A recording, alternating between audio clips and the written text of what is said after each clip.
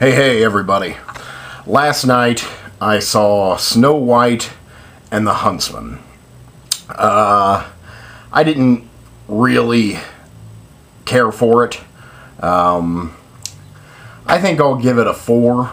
You know, I had somewhat of a good time, but mostly I just thought it was kind of a monotonous mess. Snow White and the Huntsman is about, well, it's a retelling, supposedly pretty faithful to the Grimm's fairy tale version, which is dark. It's basically the Snow White legend, which seemed very different from the Disney film that pretty much defined it for me.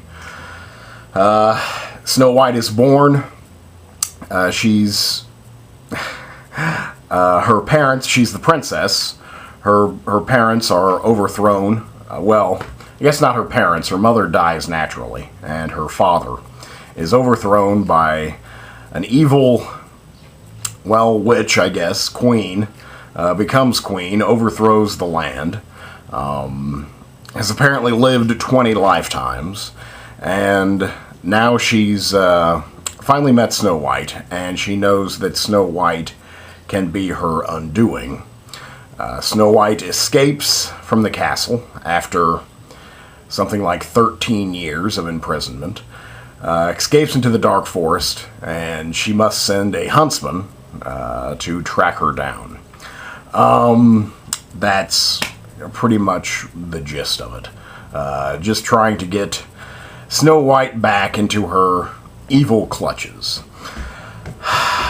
Stars Charlize Theron as the witch. Kristen Stewart is Snow White. Chris Hemsworth, I can never keep him straight now. Liam Hemsworth is the Huntsman. Let's see. Who else is in there? Really, the cast gets packed when the dwarves enter the scene. The 7 dwarves are in this. Let's see. Bob Hoskins is one. Ray Winstone. Nick Frost from Shaun of the Dead and Hot Fuzz. It was great to see him. Ian McShane. Who else? Well, there were other recognizable faces, but that's a pretty good cast list.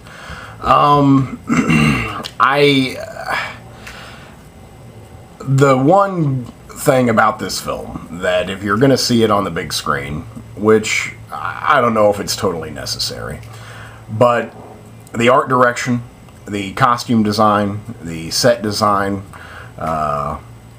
everything visual is incredibly beautiful. The costume designer has won like 8 or 9, something like that, Academy Awards. So, all for costume design. So I'm pretty much sure that it, is in the bag, because the costumes were, amazing. The visuals were pretty amazing. The special effects, pretty good. I did not see this in 3D. I saw it in 2D. I was quite surprised. I took my time seeing this, as I never, was dying to see it. But I thought it looked really cool. And I had a friend say it was pretty cool. So I wanted to check it out. And it's been out for several weeks. It's made a ton of money.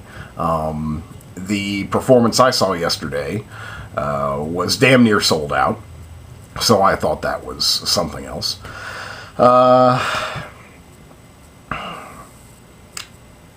But visually, the visuals are not supported by a story.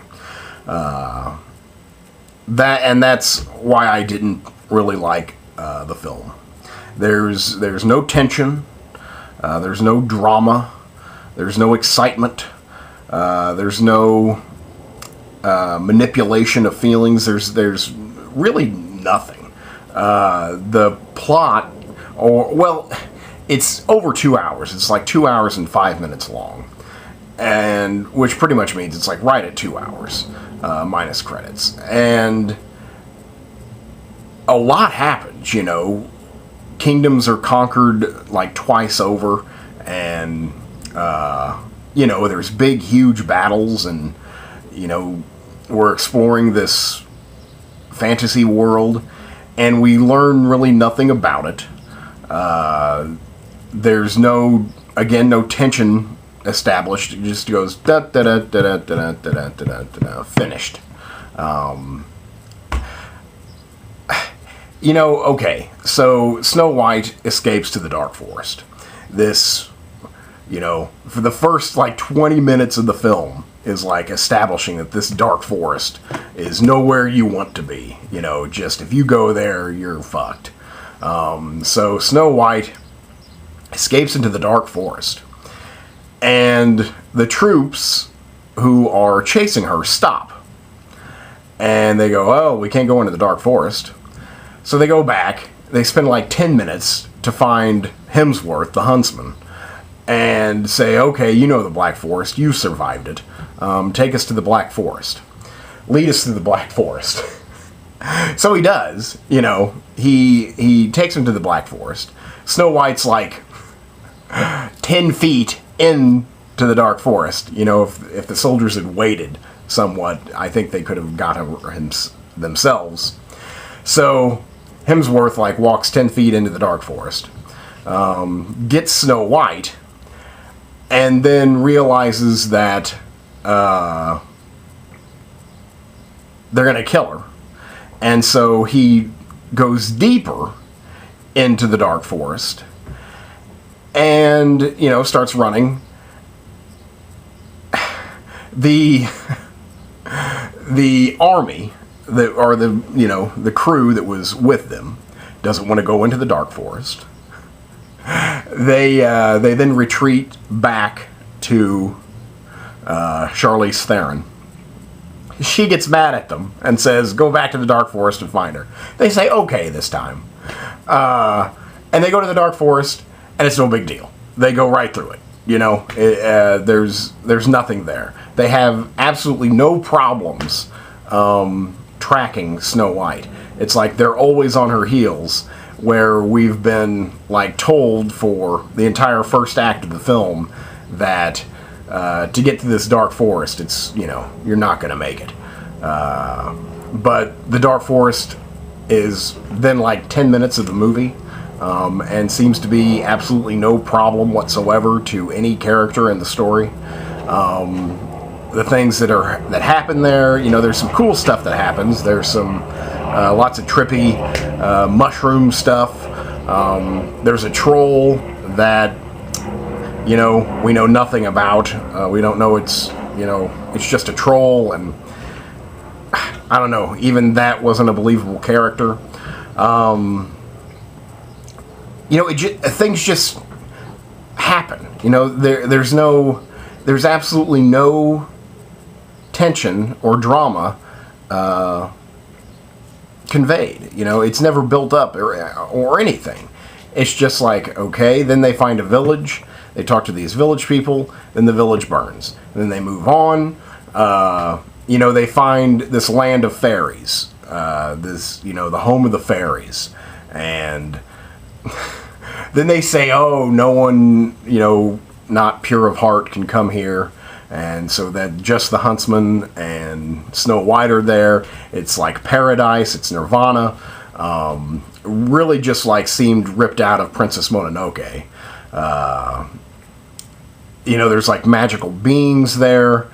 And then all of a sudden, everyone's there.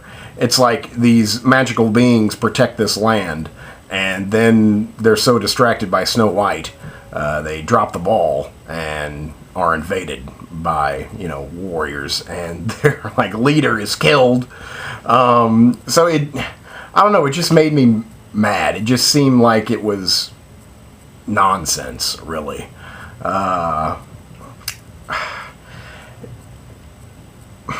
The acting was also at times like irritating.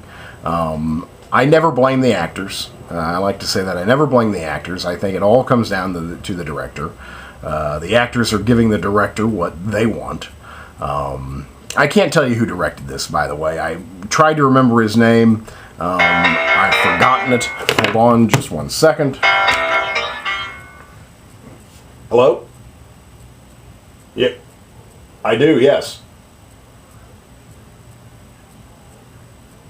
Oh.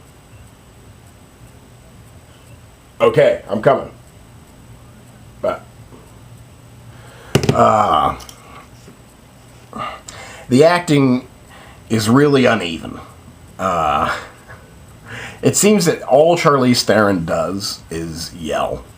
Like, she'll say one line in a normal tone of voice, and then she'll scream. And it's just like every single thing she does is that way.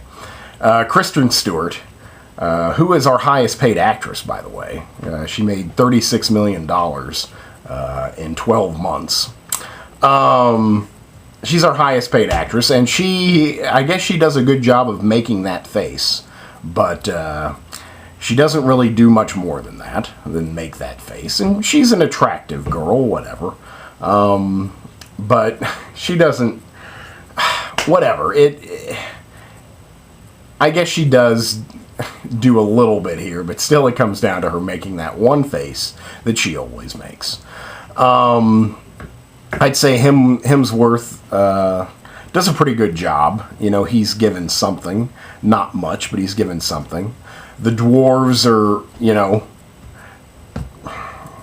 They seem to just come in and out of the story whenever they need. That's the thing, is if it needs to happen, it's just going to happen, and even if it doesn't make any sense at all. If a dwarf needs to be there just in the nick of time, he's going to be there. Even if that dwarf, you know, wasn't anywhere near there 2 seconds ago.